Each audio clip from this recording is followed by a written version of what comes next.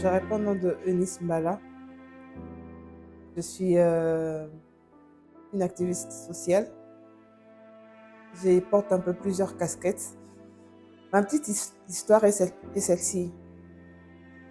En 2010, j'ai souffert d'une maladie qui est appelée la varicelle. J'avais été contaminée par mes frères, alors je prenais soin d'eux. Et pendant ces temps, j'avais oublié que moi, je n'avais jamais souffert de la varicelle. Et au fait, je m'en foutais. Je me disais que pour mes frères, je suis prête à tout. Les deux se sont rétablis et moi, j'ai été atteinte. J'ai été atteinte de la varicelle. Je commençais les traitements dans une hôpital de la place, à Mwanda. On m'a dit que je devais faire 3 séances. La troisième, et mon père devait m'accompagner ces soirs-là, la nuit en fait, parce qu'il était déjà presque 22 heures à l'hôpital pour ma 3e séance. Ce jour-là, c'était comme un adieu avec la maison. Alors, mon père m'a dit, bon, je te laisse à l'hôpital. À minuit pile, les choses ont changé. J'ai commencé à convulser. Alors, les infirmières sont venues. Ils ont essayé de faire ce qu'eux pouvaient faire à leur niveau. Mais rien ne pouvait répondre positivement. Mais cette nuit-là, l'hôpital s'est transformé en une chaudière. Ils ont prié. Ils ont prié de minuit jusqu'à 5 heures du matin. Je suis entrée dans le coma. Le médecin a convoqué les parents pour dire aux parents que non. On a tout fait. Il n'y a pas de solution. On a tout fait. Il n'y a pas de changement. Rentrez avec l'enfant à la maison. Et attendez seulement jusqu'au jour où elle va s'éteindre. Mon père a dit que moi, je ne ferai jamais, je n'amènerai jamais ma fille à la maison. Il m'a transféré en Afrique du Sud, là où on me soignait, toujours dans le coma. Ma situation ne changeait pas. J'ai commencé à décomposer. Je commençais à décomposer et avec les habits, elle collait sur la peau. J'avais tout le temps la bouche ouverte. Et dans ma bouche, il y avait déjà une couche, je peux dire comme ça. C'était même pas une couche, elle était déjà élevée. Une couche verte sur ma langue. Donc, sur mon visage. Donc, sur tout mon corps, il y avait vraiment de la décomposition qui se faisait. Pour entrer dans cette pièce, il faut porter des tenues pour se protéger contre l'infection. Parce que maintenant, ces odeurs-là commençaient à infecter d'autres personnes. Il y a une discussion qui s'est levée entre les 2 médecins qui nous suivaient. Le médecin allemand a dit, moi je trouve que la famille perd de l'argent. Elle est déjà en phase de décomposition. C'est mieux qu'on puisse lui débrancher, qu'on puisse l'éteindre. Comme ça, sa famille peut garder l'argent pour le funérail et tout. Mais le médecin congolais a dit, ça, je ne peux pas le faire. Donc, elle est dans le coma. Donc, elle est dans le coma. J'attendrai jusqu'à ce que la machine d'elle-même arrêtera tout. Là où j'étais, dans l'au-delà,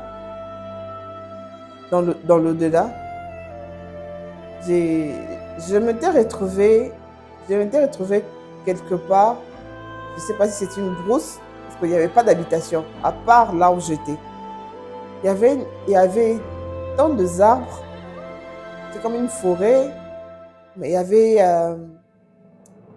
ces centres-là, comme un centre hospitalier. Moi aussi, je me suis retrouvée dedans. Devant ce centre hospitalier, il y avait une plaine. Alors, un jour, j'ai remarqué l'avion. Je me suis posé la question. Donc, il y a un avion qui vient souvent ici. Et l'avion qui vient ramène souvent des gens. Et les gens qu'elle ramène, ce sont des personnes qui entraient en captivité. Et ça, les personnes qui prenaient, ce sont des personnes qui sortaient de la captivité. Alors je me suis dit, et j'ai dit aussi à Dieu, j'ai dit Seigneur, moi je dois sortir d'ici. Je ne sais pas comment. J'ai vu qu'il y a l'avion qui vient ici, qui vient ici chaque mois. Donc par mois, ça vient une fois. Moi, je dois monter dans cet avion et puis repartir. Mais par la grâce de Dieu, comme il dit, Dieu entend nos prières. Détrompez-vous. Quelle que soit la situation dans laquelle vous êtes, Dieu entend les prières. Et moi, quand je parlais à Dieu, c'est parce que je savais que c'est Dieu-là, au moins il pouvait m'entendre. Là-bas, il n'y avait pas mon père, il n'y avait pas quelqu'un qui pouvait venir à mon secours, il n'y avait que Dieu. Alors, le 3e mois, j'ai commencé à courir de la pièce, là où j'étais dans ma chambre. Je commençais à courir de là jusqu'à l'avion.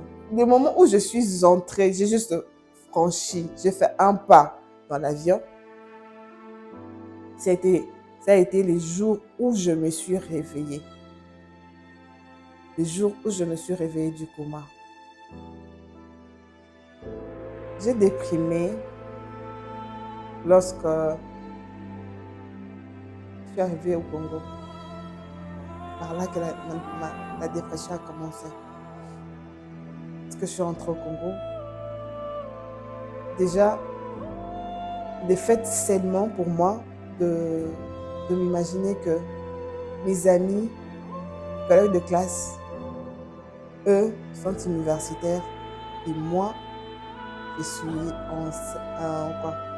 je suis encore en 5e des humanités.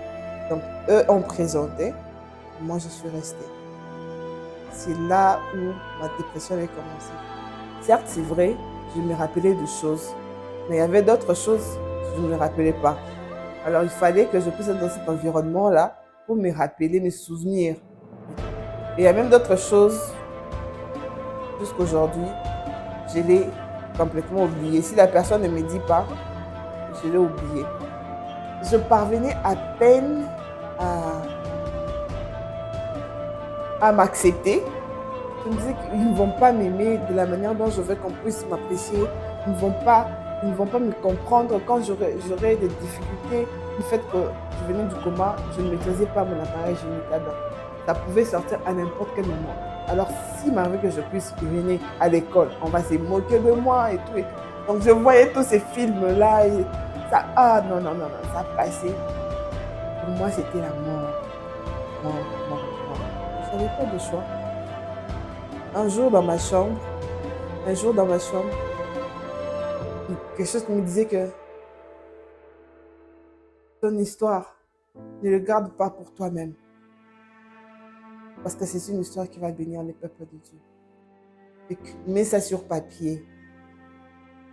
À partir de là, j'avais un carnet à la maison. J'ai commencé à écrire avec mon carnet, avec mon stylo. J'écrivais jusqu'à raconter mon histoire en Afrique du Sud jusqu'à rentrer. J'ai passé des opérations très, très délicates. Donc des opérations qui, avant de faire cette opération-là, les parents doivent signer que si l'enfant meurt, ce n'est pas de la faute de médecin. J'ai rajouté toutes ces épreuves-là dans mon carnet. Tout commence par s'accepter. Quand vous commencez par vous accepter, dans l'état dans lequel vous êtes, vous allez voir que tout va aller pour le mieux. Même cette dépression-là va vous quitter. Parce que la dépression vient du moment où on se pose des questions, du moment où on cherche à comprendre, mais pourquoi. C'est là que la dépression vient.